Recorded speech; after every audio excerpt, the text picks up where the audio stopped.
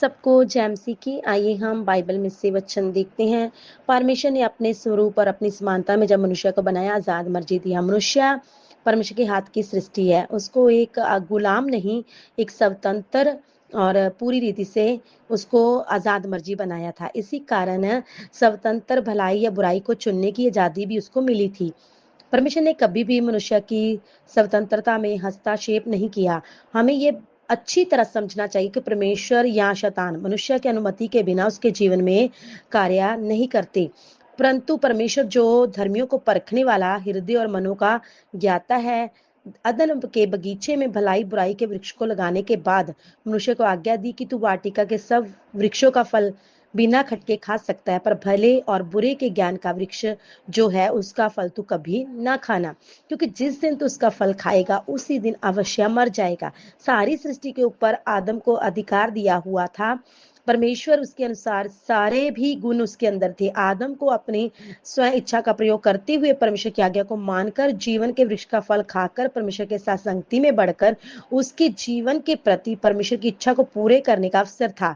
परमेश्वर को अपनी सर्व ज्ञान में पहले से ही मालूम था कि मनुष्य भले या बुरे का ज्ञान प्राप्त करके सृष्टिकर्ता पर भरोसा ना करते हुए अपनी बुद्धि का सहारा लेकर अपने जीवन को सत्यानाश करेगा। इसी कारण प्रेमी परमेश्वर ने आदम को उस पेड़ का फल ना खाने की आज्ञा दी थी।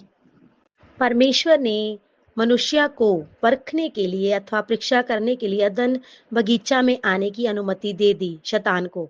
शैतान अदन के बगीचे में आकर सांप में प्रवेश करके हवा से बातें करने लगा। परमेश्वर की समानता वास करने वाली हवा को आत्मा मंडल से संबंधित बातों से गिराना असंभव है करके शैतान को अच्छी तरह मालूम था। इस कारण शैतान बड़ी चालाकी के साथ हवा के प्राण में जो बुद्धि है उसे उकसाकर मन में प्रतिक्रिया उत्पन्न कराने के उद्देश्य से सवाल पूछता है, क्या सच है कि परमेश्वर ने कहा तुम इस वाटिका के किसी वृक्ष के फल ना खाना? जब स्त्री ने बुद्धि का सहारा लेकर उस सवाल का जवाब देने लगी, तब शैतान अपने उद्देश्य में जीत गया। हवा अगर चाहती तो शैतान की चालाकी पहचान कर अपनी बुद्धि का सहारा ना लेते हुए परमेश्वर से दिए हुए अधिकार से शैतान को बगीचे से बाहर कर सकती थी, लेकिन हवा ने बुद्धि का सहारा लेकर शैतान से बातें करने लगी। जब उसने अपनी बुद्धि का सहारा लिया तब वे परमेश्वर की आज्ञा में बढ़कर उन्होंने आज्ञा को तोड़ दिया। उसके फल के विषय में परमेश्वर ने कहा था, ना तो तुम उसको खाना और ना उसको छूना। वचन में लिखा है, आदम बहकाया ना गया पर स्त्री बहकाने में आकर अपराधन हुई। जब परमेश्वर ने हवा से पाप के विषय में पूछा तब उसने जवाब दिया कि सांप ने मुझे बहका दिया तब मैंने खाया। लेकिन आदम का कहना था कि जिस स्त्री को तूने मेरे संग रहने को दिया उसी ने उस फल को मुझे दिया और मैंने खा लिया।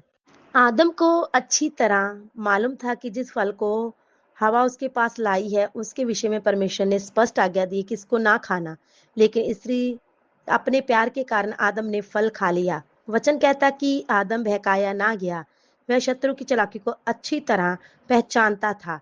जब आदम ने परमेश्वर की आज्ञा को बढ़कर अपनी पत्नी के लिए प्यार को महत्व दिया, उस समय आदम के द्वारा भी पाप आ गया।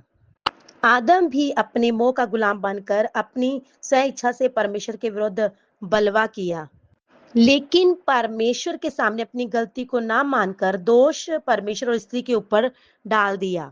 इसी प्रकार जब एक व्यक्ति पाप के कारण गुलाम बन जाता है, वह अपनी गलती को ना मानते हुए दूसरों पर दोष लगाता है। आमीन।